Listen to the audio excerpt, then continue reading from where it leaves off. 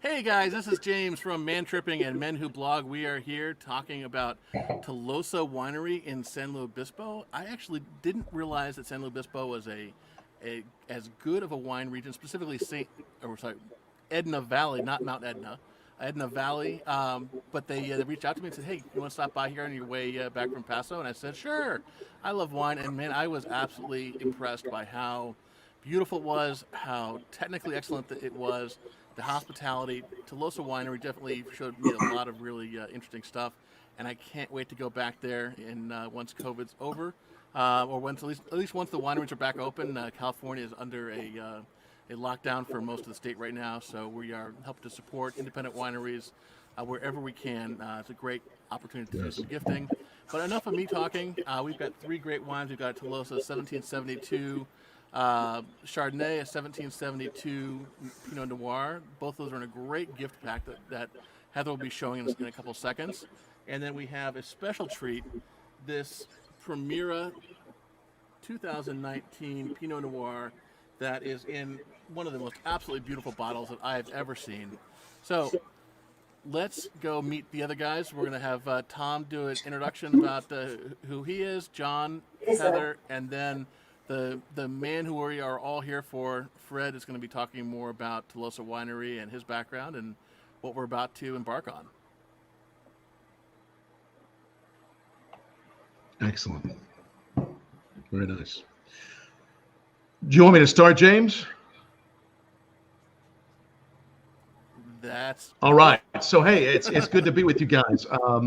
I'm Tom Fisher, founder of bourbonblog.com. I write about whiskey, spirits. I do sometimes write about wines, but long before I found my love of whiskey and of bourbon, I had some many experiences in wine, and some of those in California, some in Europe. I actually worked at a wine bar for a while, 20 years ago or so in England. So I got to know wines and spirits there. So I've always enjoyed great wines, and especially special California wines. And I'm really looking forward to tasting these with you all. And hi guys, I'm John Bailey, and I have a blog called Two Dads with Baggage, and a new cookbook out, and a cooking show that's called Dinner's Going to Be a Little Late Tonight. It's cooking and booze. So we drink wine and we talk about wines, and we pair that with food. So we prepare the food and discuss the wines. And we haven't done Edna Valley yet, so I'm excited. I love Edna Valley wines and have had the chance to taste several. Went to a wedding, Fred, at the White Barn, which I think is probably pretty close to you. Green Gate, yeah. Yeah. And we went wine tasting around the valley, and I was so impressed. So I'm really excited to have you here and to be a part of this. Thanks for including me. Well, I'm Heather Hills, and I have a travel agency called Flow Voyages, which, if things start getting back to normal, I hope to be doing a lot of wine trips to different vineyards around California. Specifically, as well, when cruising gets started, I want to do some wine cruises. I also have a site called Chick Vacations. I started getting into wine when we lived outside of Chicago, and we would go up to the west side of Michigan and drink great wines there. I've really expanded my knowledge and taste since I moved to California. I pretty much like anything you put in front of me. I may not like a certain nose, or maybe tannins might be a little much, but I never turn down any wine. Even the bad one? You know, I really have never had well, scratch that. I did have a horrible one, but I'm not going to say where it was from. But pretty much I've been pretty lucky. There's some that are mediocre, but I think I've been learning a lot, and I think I have a pretty good palate, which, you know, pat myself on the back, but I think I kind of do. And she actually, Heather accidentally muted herself, but I'll kind of extend on what she was saying. I don't know that winemakers ever purposely create bad wines, but certainly there's times when wine can spoil, and there's certainly times when a winemaker tries an experiment, or when they've said, hey, I've got this new grape that I'm testing. What do you think? And sometimes I prefer one kind of grape, or sometimes the other kind of grape. But I think one of the things that I personally love about wine tasting is I used to not like Chardonnay, for instance, and until I drank a lot of Chardonnay with a very nice gentleman in Sonoma County last year, and he basically said to me, you don't know that you don't like Chardonnay, you just don't like the Chardonnays that you've tried. And so, from that moment, it really clicked in my head that just how deep the exploration is and how many stories there are within wine. So, I'm thrilled to be able to do more of that. And Fred, you guys have a really interesting story about kind of the blending of New World and Old World. So I can't wait to learn more. I'll teach you. So thank you for having me over, guys. It's gonna be fun. So my name is Fred Delivert. I'm the winemaker for Tolosa Winery, and maybe for everybody, I'm give a little bit of the background of Tolosa first. We are located, as James mentioned, in San Luis Obispo, so Central Coast. Geographically, we're almost perfectly between San Francisco and Los Angeles, and we're on the coast. We're part of the Edna Valley AVA, as it was mentioned earlier. And so what does it mean? In just few words, how can I qualify the best Edna Valley? It's ultra coastal valley, transverse valley. We have a direct opening on the ocean, so our climate's going to be very influenced by that Pacific Ocean. And that's the first point. And when I say influence, it's kind of on the cool side. We were actually, there was a study a few years ago about climate in different AVAs of California, and Edna Valley came up as the coolest in terms of climatology AVA in California. And the second thing that's really important for Edna is the diversity of soil, because we're kind of in a really not weird, but in a frontier spot between on the east side we have the ridge of the Santa Lucia Highland. Actually, it's the tail of the Santa Lucia Highland, and then on the west side we have a lot of those old elevated seabed. So it's like when volcanism meets old marine soils, and for us that give us even more tools to grow grapes on different blocks and bring diversity to what we do. So Tolosa, the winery was built in 1998, but everything started in a vineyard. At some point we were up to a little bit above 700 planted acres. There's a little bit less planted right now because we are in the process of replanting, but a fair amount of acreage. And so it started with 3 partners, and decided to plant grapes in the from early 90s to, I think the whole project was finished in 97, 98. So it's Robin Baguette, Jimmy Ferd, and Bob Schibelhut.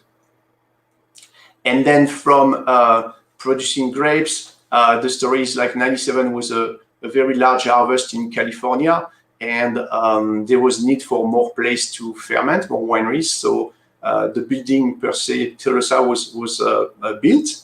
And then, of course, you have vineyards, you have a winery, so the brand was born like that. So it's a fairly old brand, and it's kind of in, like, I would say it's second youth now, because since 2015 there was a kind of a revamping of the brand, and we took a more modern direction. We redid the packaging, and that's what we're gonna taste today.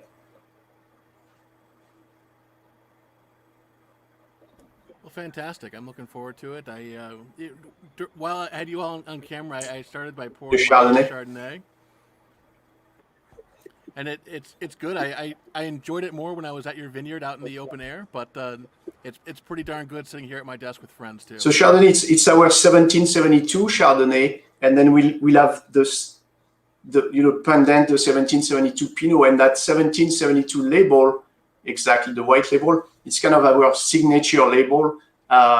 It's where, you know, you come to the tasting room, you taste our 1772. It's the wines we're pouring at events. It's our go-to wine, and what's important, because it's such a huge presence on the market, it's for me like to capture what is Edna Valley, you know, and put it in a bottle so people can enjoy what the valley is and what we grow here in a bottle.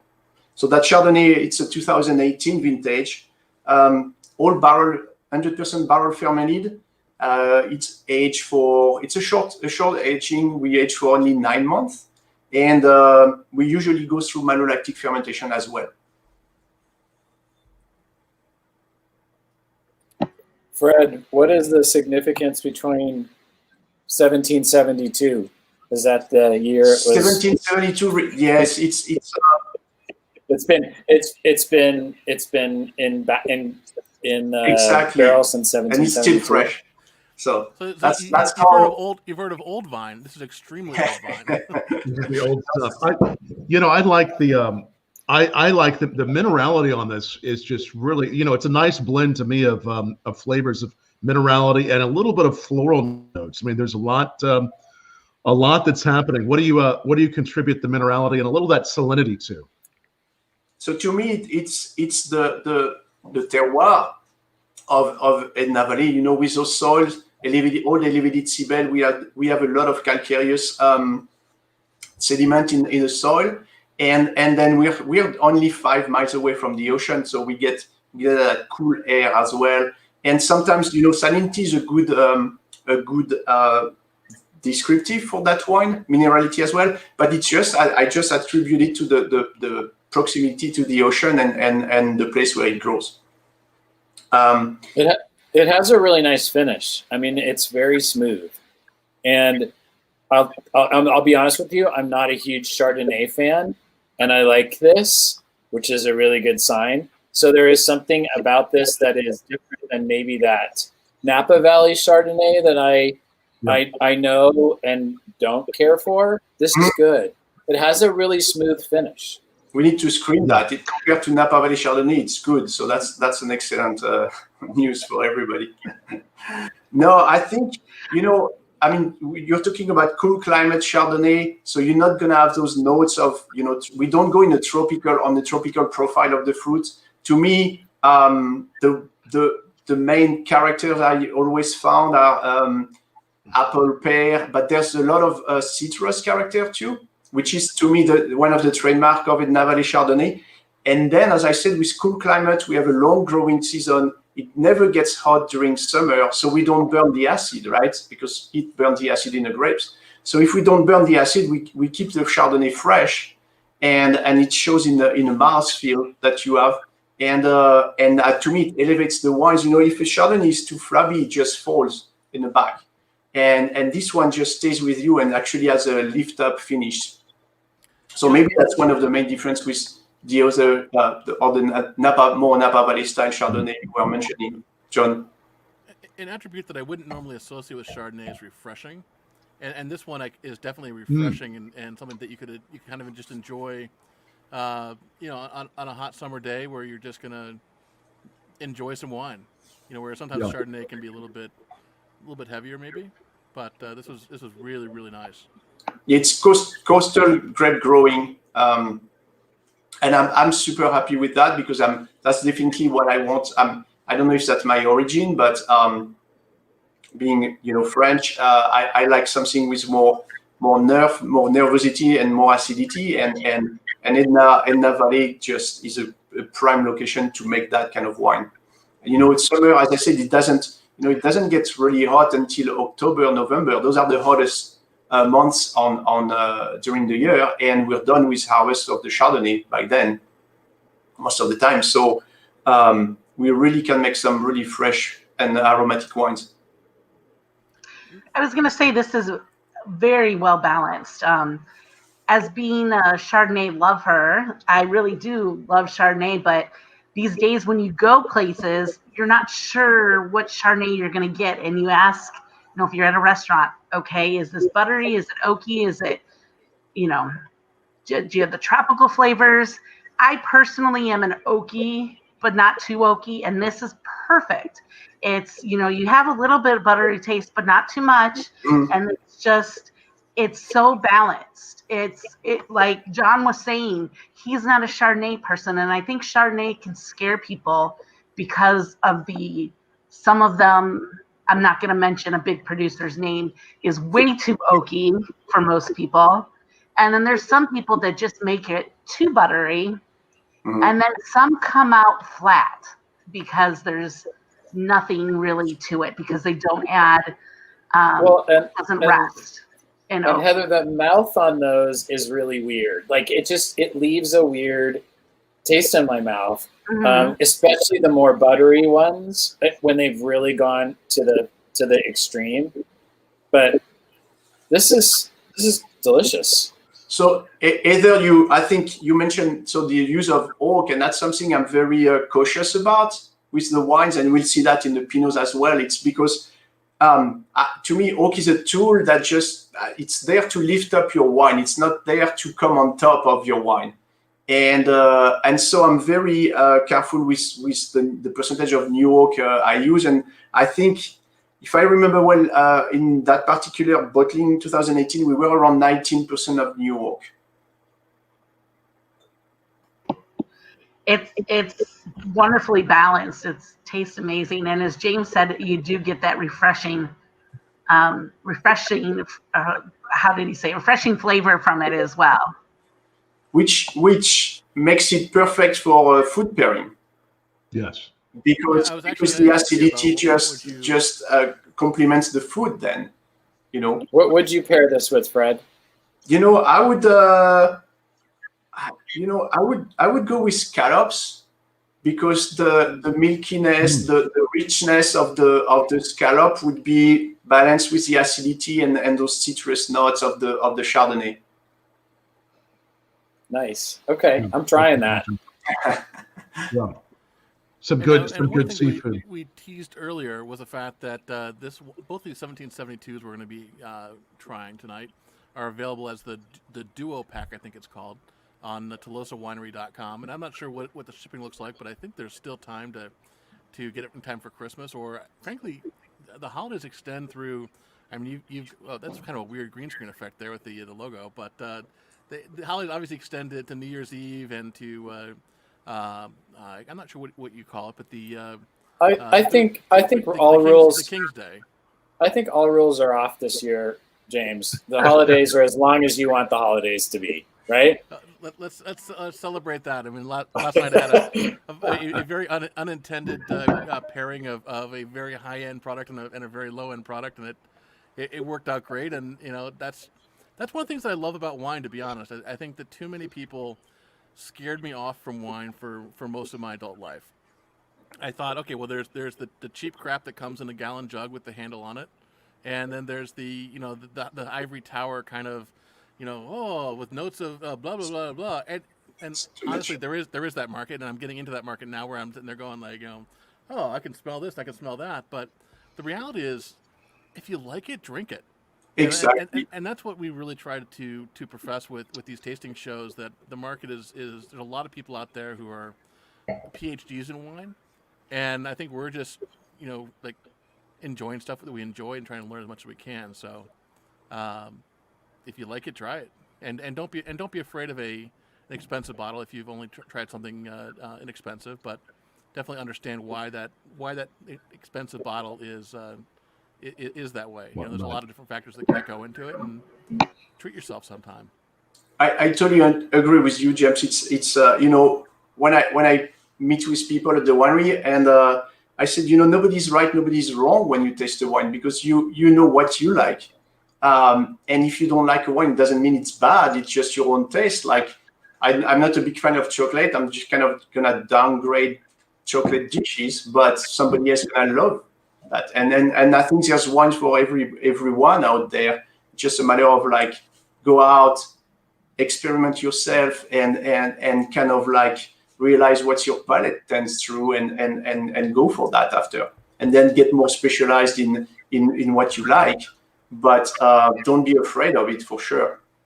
And that's why I love the tasting room experience. And sadly, we're off that for at least 3 weeks. I suspect the realities were probably off that till the end of January, unfortunately. But the tasting room experience is definitely something that I personally enjoy, and I think everybody should enjoy, even if they're like, oh, I'm just tagging along with my wife or my girlfriend or my boyfriend or whatever you're doing.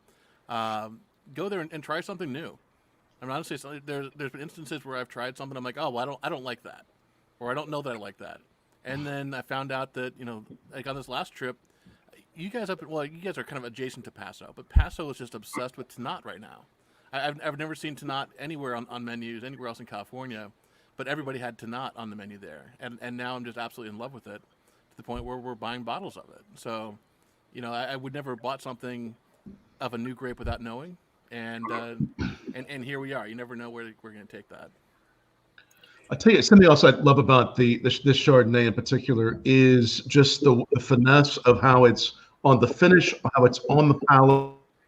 You know, it hugs the tongue there, but then it just really gently evaporates. I mean, it has this beautiful elegance of the way it just kind of goes off. It doesn't hang there. It's just this wonderful mouthfeel that is light, but yet there, and then it's just a beautiful, crisp finish. I love it. Thank you, Tom. Yes. Well, is everybody ready to try the 1772 Pinot Noir now? Mm. I'll take that as a yes. Let's do it. I would speak more, but I don't want to cause echoing from James being upstairs and me being downstairs. We're not hearing it. You might be Okay, hearing good. it, but we're not hearing it. So while we're pouring this, I just want to say that, Fred, I appreciate the approachability, the way that you're approaching this. And I think for people like me that don't know wines that well, it can be very, very intimidating.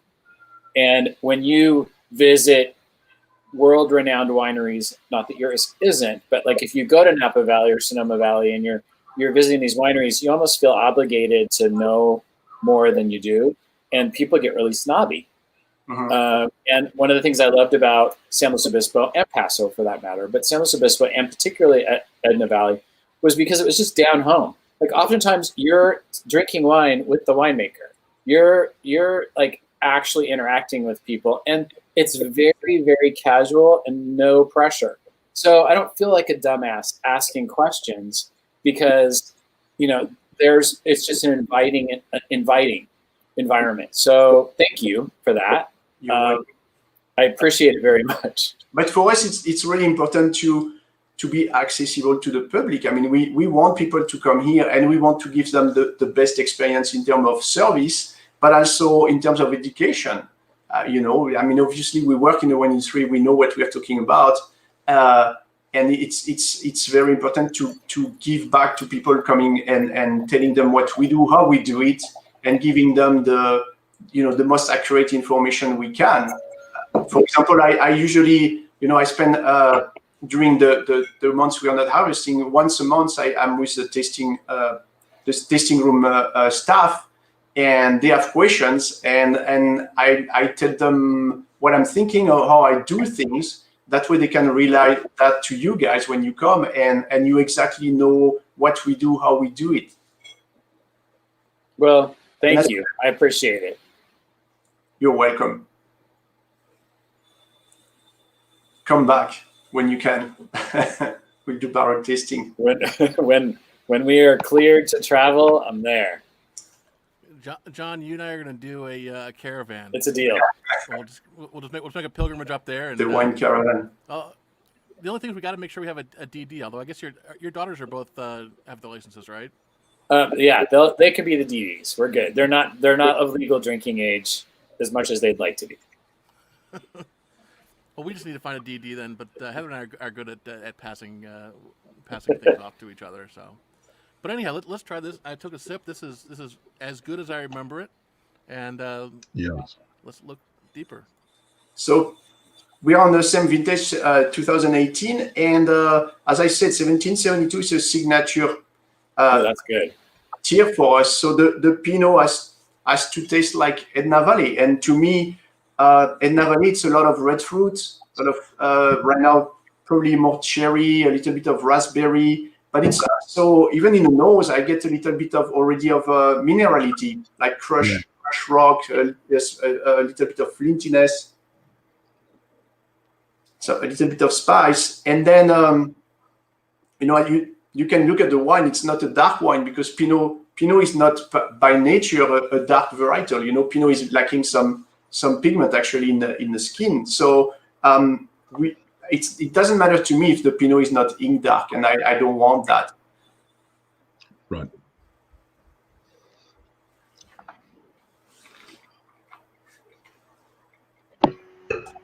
It's very good.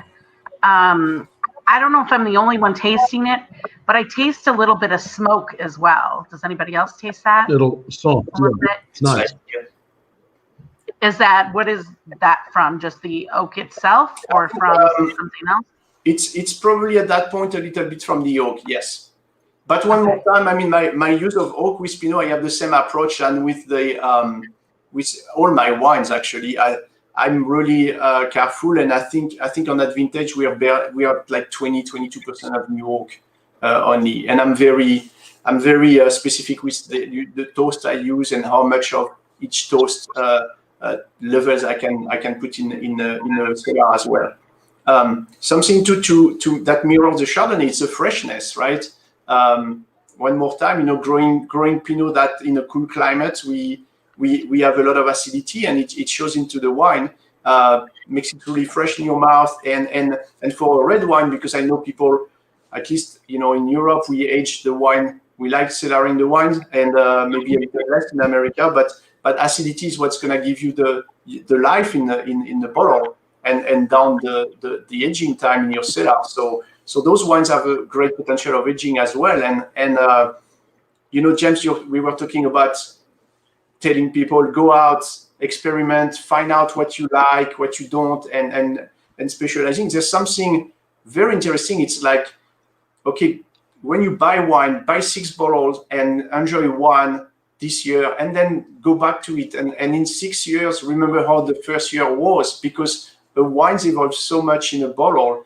And it's, to me, it's really, I mean, unfortunately, I think I drink it too fast. But I do enjoy, I mean, there's something to be said about old wines. And when I find that bottle that I forgot about and I open, I'm like, oh yeah, I should do that more often. I should save some more wine and age it longer, because it's totally different.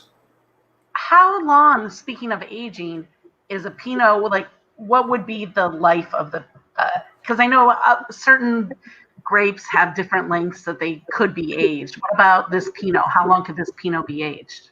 Well, by nature, if you look at the history of Pinot, you go to Burgundy, and people, I mean, they age Burgundy Pinot forever, right? And here, because of that cool climate, I mean, those Pinots have a lot of life in them. I mean, I'm saying, 10, 15 years easily.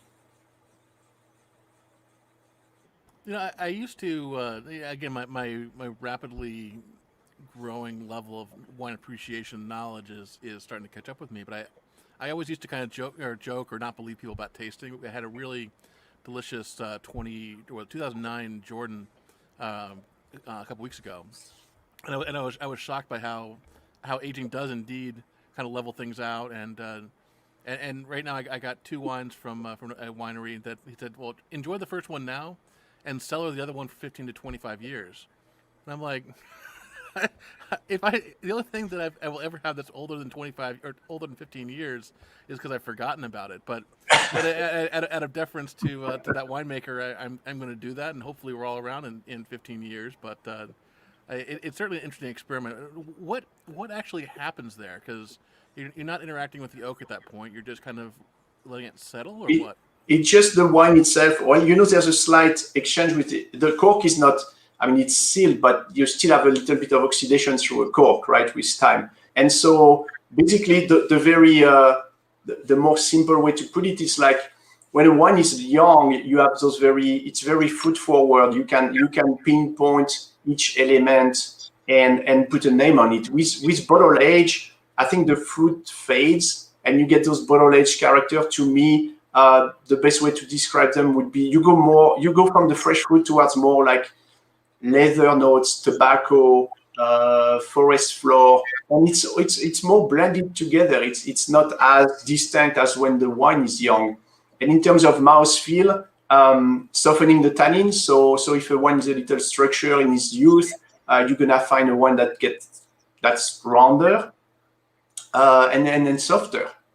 Those are, I think, the main elements that change through the bottle aging. The color is gonna change as well too. If you want visually, you go from I would say a flashy red to a more brick orangey spectrum. So it looks like Tom has a fan club watching us. Yeah, thank you all for watching. We're glad to have you guys watching. Now, one of the things that I've seen on both of these wines is there's this seamless approachability, this mouthfeel that's just so easy on the palate, but yet such intricate complexity.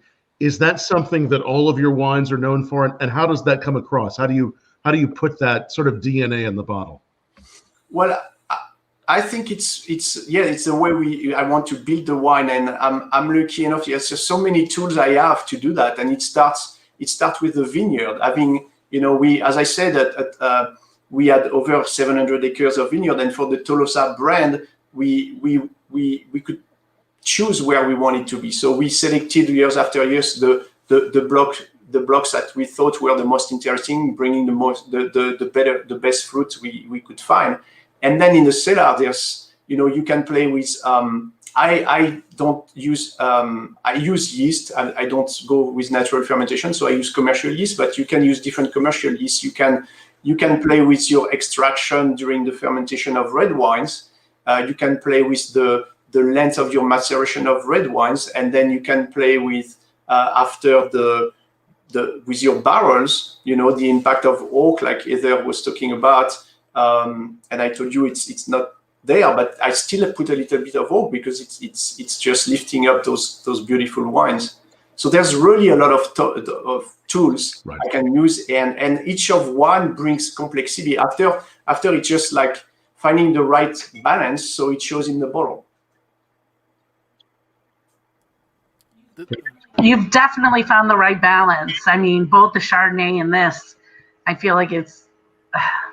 I hate saying the word perfect but it really is. It's a great tasting experience. Very just, I don't want to say perfect. Like I said, I got to come up with another word, but perfect does explain it. As you can tell, none of us are somms with all the perfect wording, but you know what? As much as I enjoy my somm friends, sometimes things can just be told through the joy in one's face. And I think that, even without us saying anything, all of us can have shown how much they genuinely enjoy stuff. Yeah. One of the things that I think is really interesting, too, is the fact that not only do you guys make great wines, but I think as far as the California people, you were one of the pioneers in doing virtual tastings. I know your PR team has reached out to me.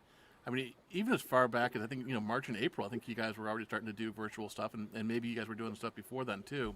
Do you want to talk a little bit about kind of how your virtual tastings are that, obviously that your customers would be able to engage you on? Yeah, that's something, 2020 was such a different year that we had to face. Obviously, we faced a lot of challenges, and then we had to react to that. So we jumped onto the virtual train really early. I know it for a fact because I was pushed in front of a camera in March, all shaking and sweating. That's definitely not my cup of tea. So I remember those days. And then, and we slowly found better people, and now we offer a total virtual tasting experience. I think the best way, if you guys are interested, just go on our site, tolosawinery.com, and we do have a menu with all the experience you can get virtually. And that's the best way. I'll call the winery, and then you'll be directed with the virtual tasting specialist. But it's something, we had to adapt, and I think we did a really good job doing that. I think when I taste wine like this, I'm always thinking in my head of what food is it going to taste good with, and so although I'm not an expert and can't tell you all the notes and all the interesting things that their palates often pick up, I'm always thinking like this would be really great with beef stroganoff. This would be really great with a really sharp cheddar cheese. It's like those are the kinds of things that come to mind when I'm tasting a wine like this. And I can tell a wine that I like from a wine that I don't like, but perhaps people with a more developed palate will be able to tell you whether a wine is good or not good in their mind. I just know if I like it or if I'm going to cook with it. and this is drinking while I'm cooking, not pouring into the cooking. That's very good. Yeah. Cheese-wise, I mean, Fred, you could tell me if I'm wrong on this, but it would seem that it would go with a really nice cream, like a triple cream maybe too, or no? I would go toward that as well, more than a aged cheese, just because of the I pair the Chardonnay with the scallops for the same reason, the richness of the scallops and the acidity and freshness of the Chardonnay. I think you do the same here. The acidity of the Pinot is gonna cleanse your palate with from the richness of the triple cream cheese. Yeah, something too, because being from the southwest of France, I think duck. I'm thinking a duck breast. Oh yeah. On the barbecue, because it's not beef, because Pinot is so elegant. You want something a little not as heavy that beef, but yeah, a good duck breast on the barbecue is maybe you can tie it up with a cranberry sauce. So you tie up even more the dish with the wine, because I do think there's some cranberry flavor in that wine. That kind of You're making me hungry. Yeah, and I'm thinking about it too now. I'm not making duck tonight. Sorry. At least Heather went to but got some cheese delivered for us. So we're hopefully got the right cheese. So you can experiment with cheese and get back to me. Yeah, but your no triple cream though.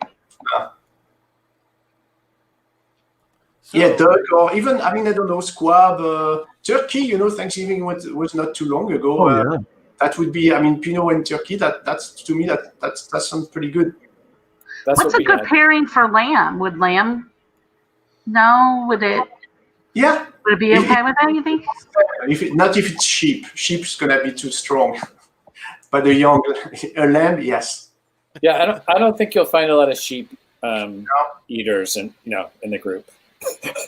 Lamb maybe. Well, that being said, if I was at a restaurant and the chef said I have this delicious sheep whatever, then I would be rude not to try it. So. Well, yes, that's. But on a typical day, I would much rather have a delicious rack of lamb. Yeah. Than I don't even know if I've ever heard of a mature sheep being eaten. Yeah. But I'm sure somewhere someone does. Mutton. I like goat, so. Good goat curry. Anyhow, I am absolutely excited about trying this, the Primera. The Primera. So, should we move on to that one? Sure. May.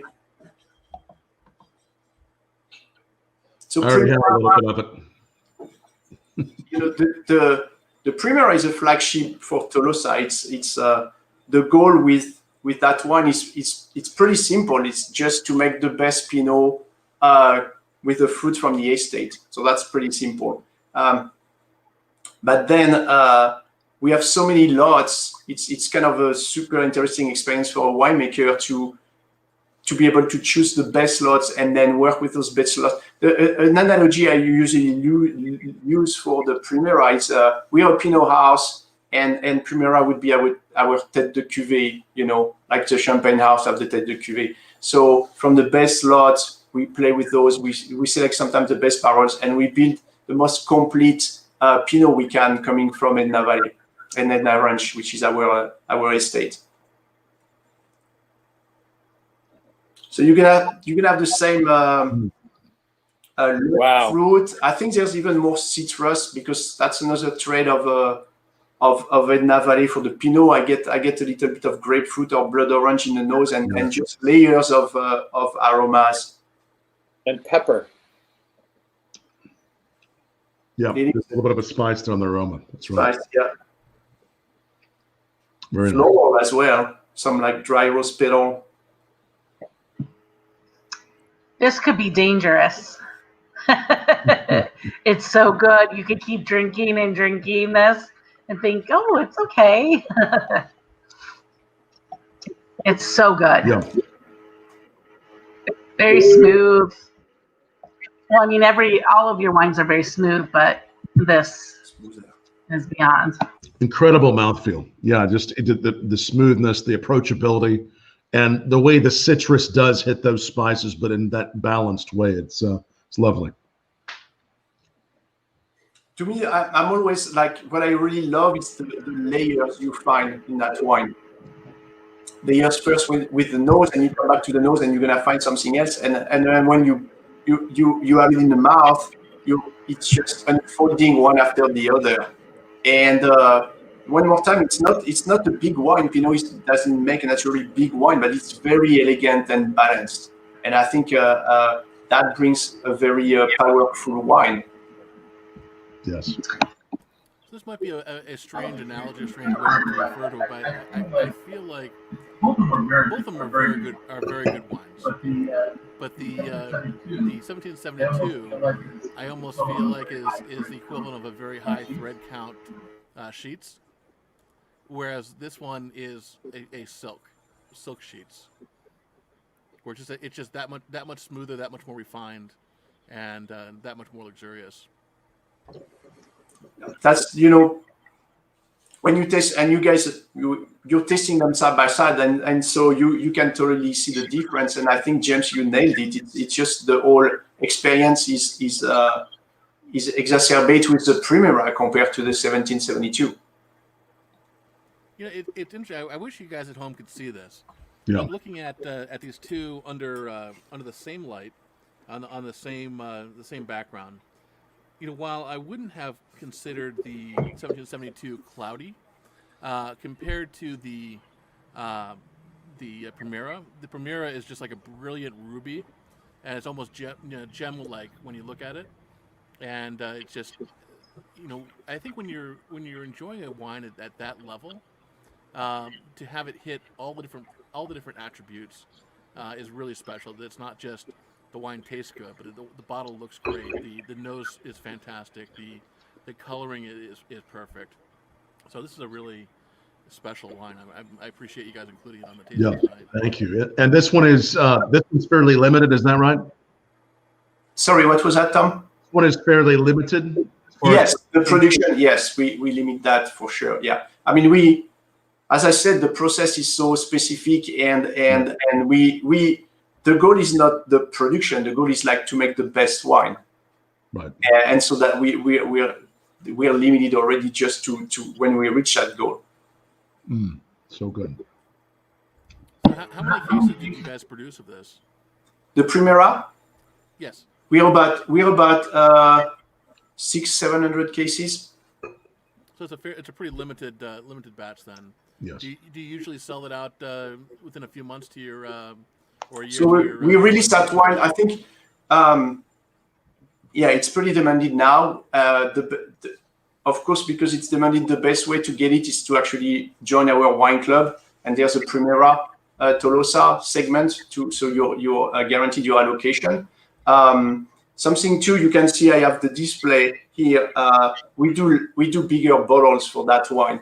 I brought a Magnum today, but we actually have a 3 and a 5 liter. Because that's a wine, if you have to collect one wine, that would be this one.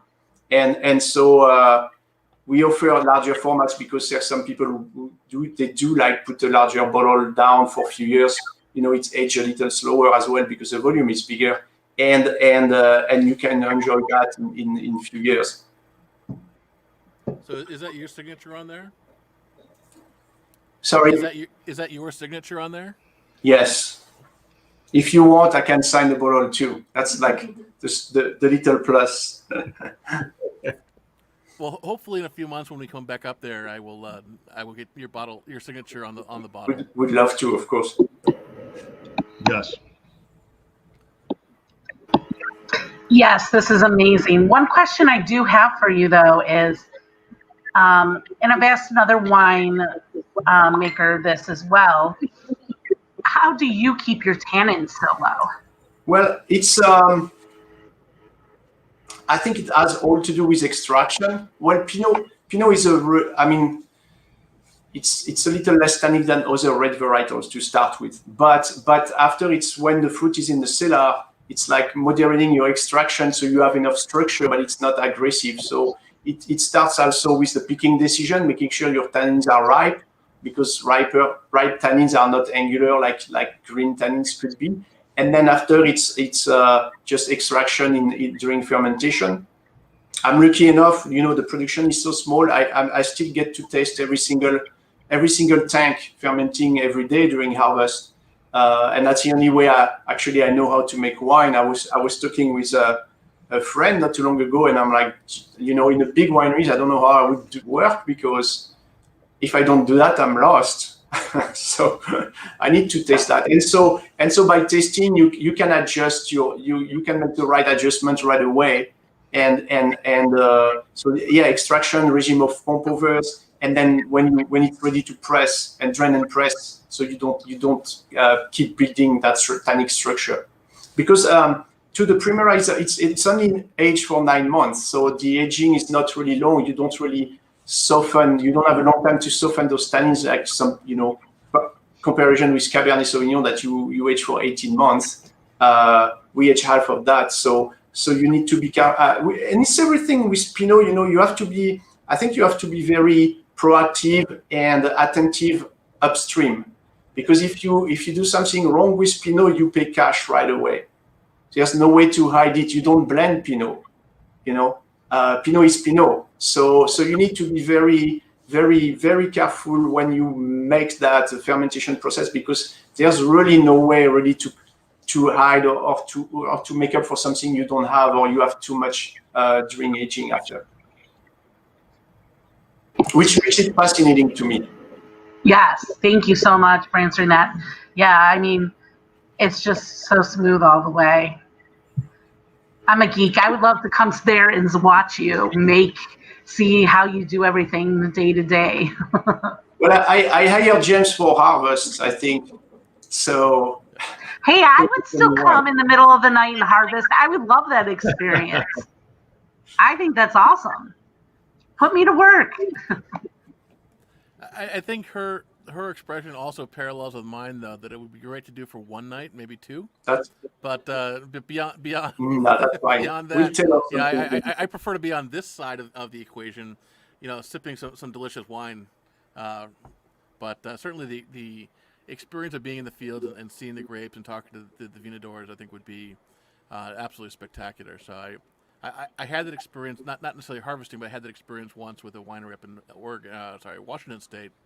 And, I highly encourage anybody who has the opportunity to walk through the vineyards and look at the soils and put your hand, in the dirt and get your fingernails dirty. You will understand wine a lot better than if you've only experienced it from the opposite side of a counter. And if you do that, come to San Luis Obispo and come to Tolosa. Please, it's worth it.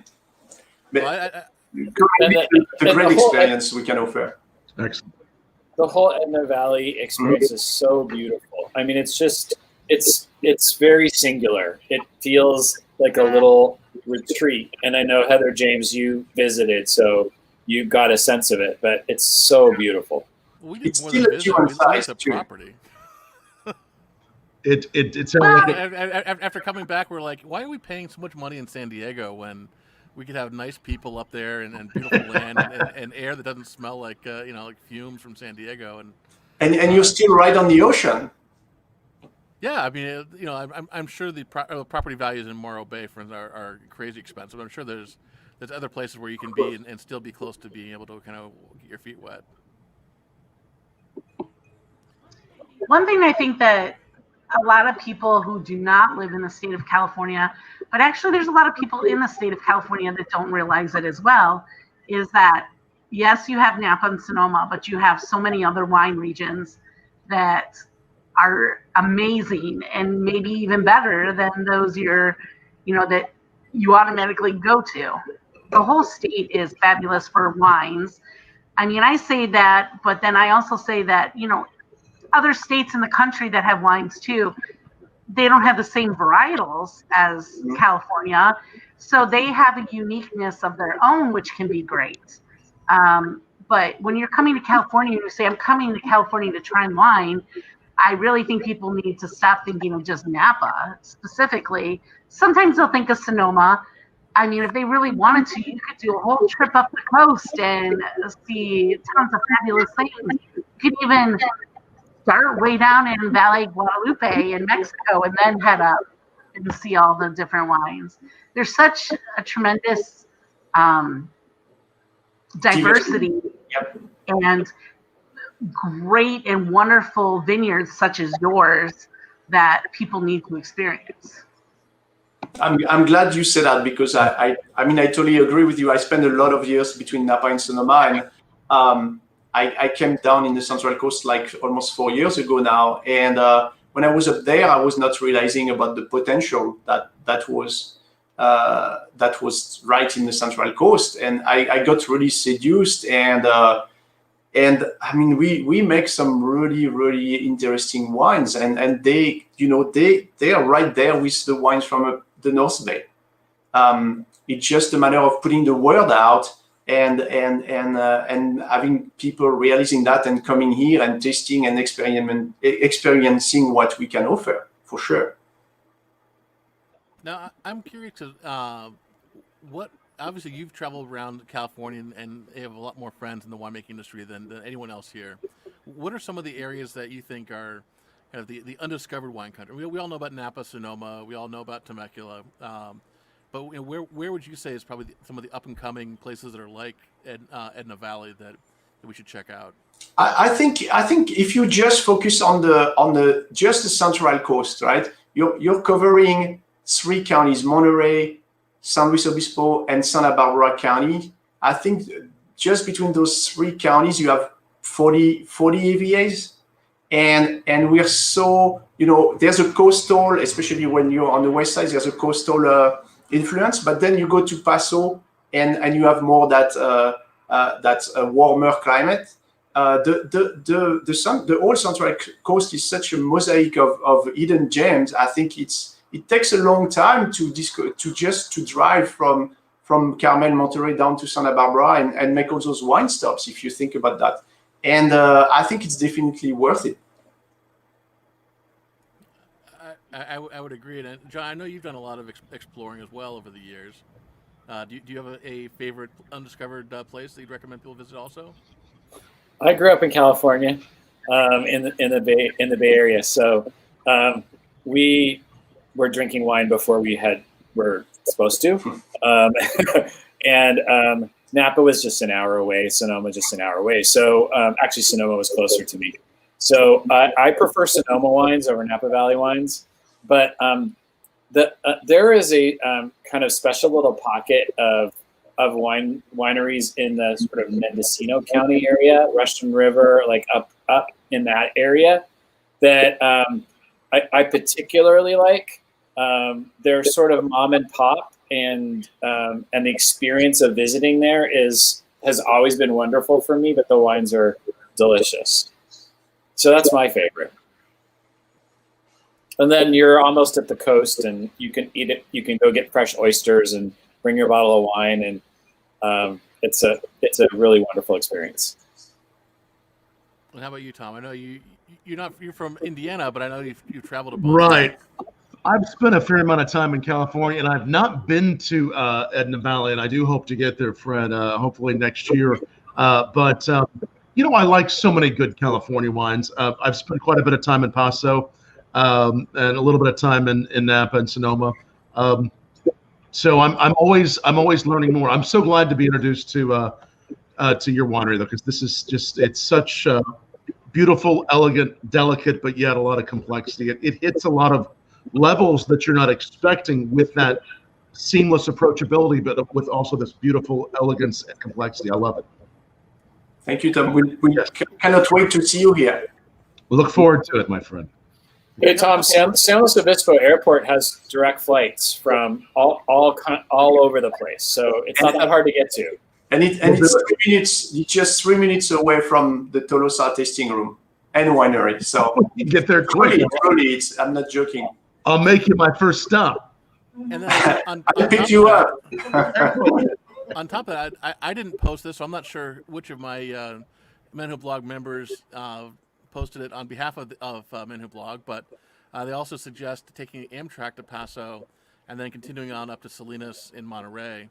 I don't know if you can actually drink wine on the train, but I guess you can drink it until the conductor says no. I think you can. Yeah, no, you can. Yeah, you can. Sometimes they sell stuff in their food carts, don't they? In the food train, that's true. in the food. Amtrak and the trains in California is something that's unappreciated. Certainly the Surfliner and the Starlight Express, is that right? That goes. I think that's a musical. Well, No, I think it is. I think it really is a train line, the Starlight so how much Express. alcohol? But no, there is the Star Something Express that does run up the coast. But certainly, I think that's a great idea. Certainly, going to Santa Barbara on the Surfliner is an option, and definitely whoever submitted that, thank you very much. Also have Suburban Men. That Greg, thanks for that question. And what's the best way to start with developing an appreciation? I know my advice on starting is simply go to a tasting room. I mean, not right now because tasting rooms are closed, unfortunately, in California. But as soon as you can, do that. Or if you're willing to spend a little bit more money than a tasting, do a virtual tasting. I know on Tolosa, on your website, you have the 4 bottles and the 3 bottles tastings. Sit down and talk with the winemaker, as well as simply comment on here and join us. And Greg, maybe you can. I'd love to have you on with one of the future tastings as well. So thanks for the question, and I'll let Fred expand on what I just said because I'm sure you've got some specific knowledge that you can share.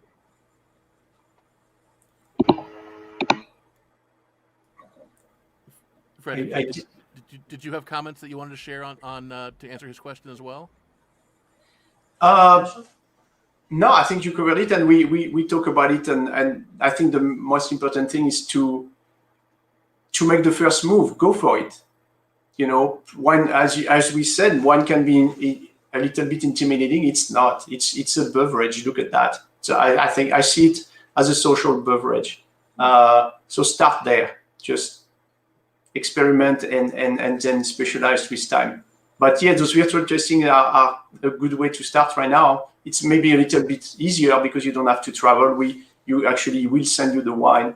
And then maybe we break a little bit that intimidation because there's not the one-on-one.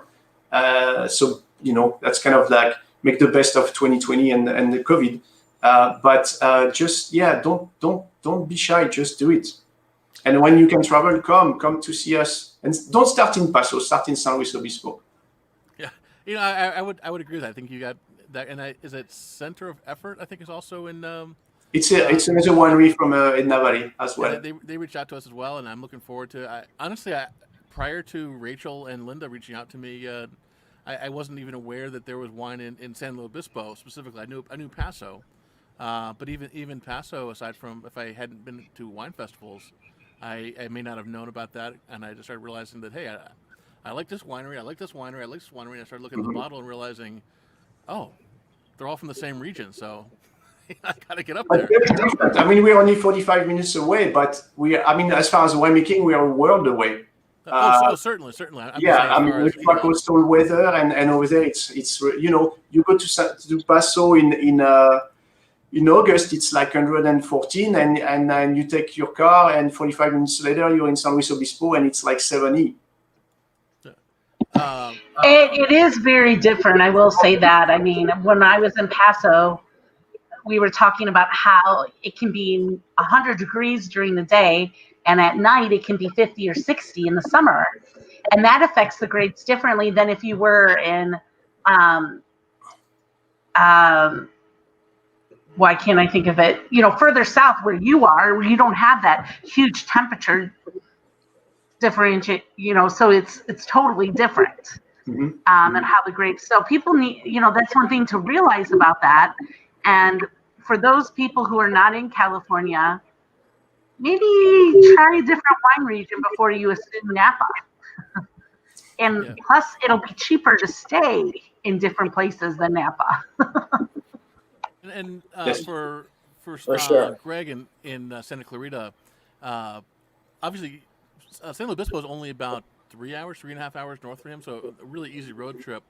But there's also some great wineries in Malibu Hills as well that he can try out close to home. Yes. And maybe it's not the kosher way of encouraging someone to appreciate wine, but I would also encourage you just simply to go to Bargain Market Grocery Outlet, and you're not going to get great wines there, but if you're wanting to kind of explore, do I like Merlot generally, or do I like Pinot generally, or do I like Cab generally, for $5 to $10 a pop, like you could spend $50 there and have some better than okay wines that are kind of small lots. You're not going to be able to find the same wine again if you go back a week later, but it's a way to very, very inexpensively realize, do I like Merlot? Okay, great. Let's go explore Merlot next.